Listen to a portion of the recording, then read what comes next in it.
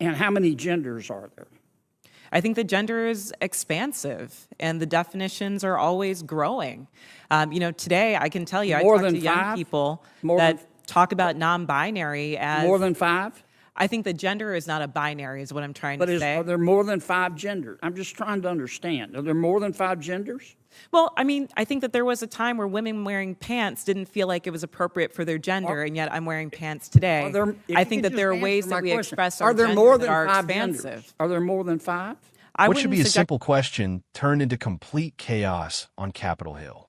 Senator John Kennedy asked a human rights activist one basic thing. How many genders are there? What followed was pure word salad, dodging, and ideological gymnastics. If they can't answer a simple question, what exactly are they pushing on America? Stay with me. This exchange exposes everything wrong with radical gender politics.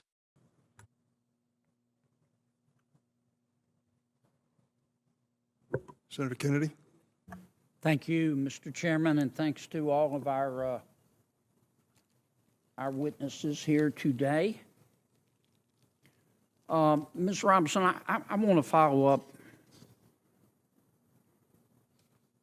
by trying to understand your answer to one of Senator Cruz's questions. And this is really a question, not a suggestion. Do I understand your position to be that there are 2 sexes, but there can be more than 2 genders? I wouldn't even say 2, and we've got Dr. Lopez here as well, but there's also the definition of intersex. I think that often in these conversations we're conflating sex and gender, and I do want to affirm here that trans women are women. That is their gender. Okay, but I'm trying to understand. Do you make a distinction between sex and gender? Yes, sir. Okay, explain that. Do you think there are more than 2 sexes? I believe that there's a definition for intersex as well that I want to acknowledge. But sex is assigned at birth. 3? I'm just trying to understand. I'm thoroughly confused. So you're born, I'm talking about biology, male, female, and what else? I believe that intersex is also acknowledged, but again, I'm not a doctor here. What I can say and what does intersex mean? Is that there's a difference between sex and gender, and I think in these conversations we're conflating the 2. Well, but I want to start with sex. Okay, there's male, there's female. When a baby's born, before the baby has had time to even have a sense of self, there's male, female, and intersex. There's a third. I believe that is true, but I would defer to Dr. Lopez as I'm not a physician. Okay. And how many genders are there? I think the gender is expansive, and the definitions are always growing. Today I can tell you, I talk to young people that talk about non-binary as more than 5. I think the gender is not a binary, is what I'm trying to say. Are there more than 5 genders? I'm just trying to understand. Are there more than 5 genders? Well, I mean, I think that there was a time where women wearing pants didn't feel like it was appropriate for their gender, and yet I'm wearing pants today. I think that there are ways that we express our gender that are expansive. Are there more than 5? I wouldn't subject myself to naming how many genders there are, but what I can say is that gender is a reflection. Number? Excuse me? There's an infinite number of genders? I think depending on your culture, there are a lot of different genders that exist. And I can also say that it's a term that's evolving. If you look at young people today, they really don't lean into the binary of only woman and man. So I think that it's incumbent upon us not to legislate on this, but create space for them to explore what their identities are, what their gender identities are. Let's get back to athletics. I think I understand what you're saying. There are 3 sexes, male, female, and intersex. I believe that to be true, but again, I'm not a physician. And there are an infinite number of genders because gender is a mental state. Gender is about expression, and I think that there are a variety of ways that you can express your gender. Okay, so there's infinite number. All right, let's go back to the biology. Male, female, boy, girl, okay?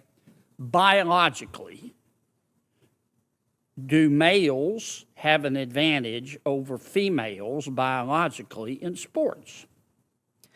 Again, I'm not a physician, and I can't speak to that. What's your real world experience?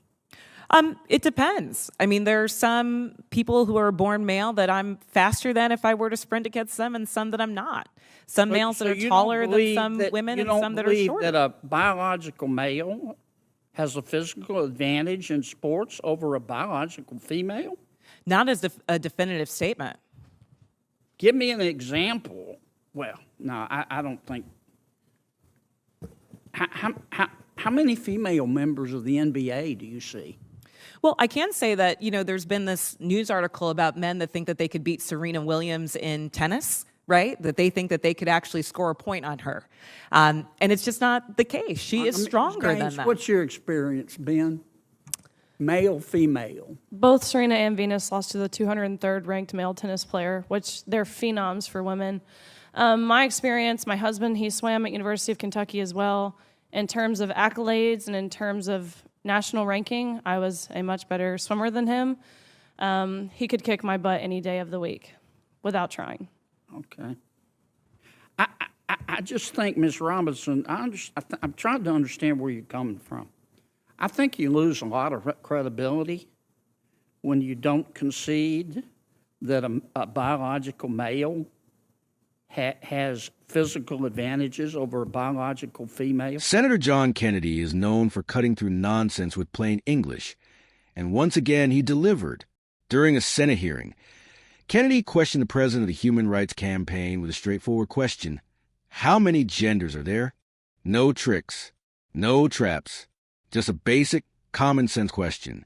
Instead of answering directly, the witness struggled, deflected, and leaned into vague activist talking points. That's when Kennedy pressed harder. Because if activists want to reshape laws, schools, and American culture, the public deserves clear, honest answers. Kennedy made it clear this wasn't about hate or discrimination. It was about truth and accountability.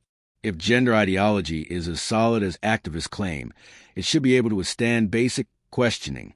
But what we saw instead was hesitation, confusion, and word games. This moment highlights a growing divide in America. On one side are everyday Americans asking reasonable, common-sense questions.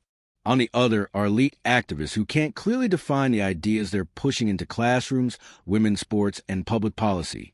Republicans like John Kennedy are standing up and saying, enough, parents deserve clarity, taxpayers deserve honesty, and laws should be grounded in reality, not ideology. The exchange went viral because it exposed how fragile these arguments become when faced with simple logic. Kennedy didn't shout. He didn't insult. He just kept asking.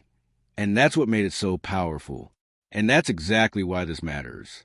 If we can't even agree on basic definitions, how can we responsibly govern a nation? This is why hearings like this are so important, and why Republican leadership continues to resonate with voters who are tired of being talked down by unelected activists and ideological elites. If you believe in common sense, accountability, and leaders who aren't afraid to ask real questions, make sure you subscribe to DC Breakdown. God bless America.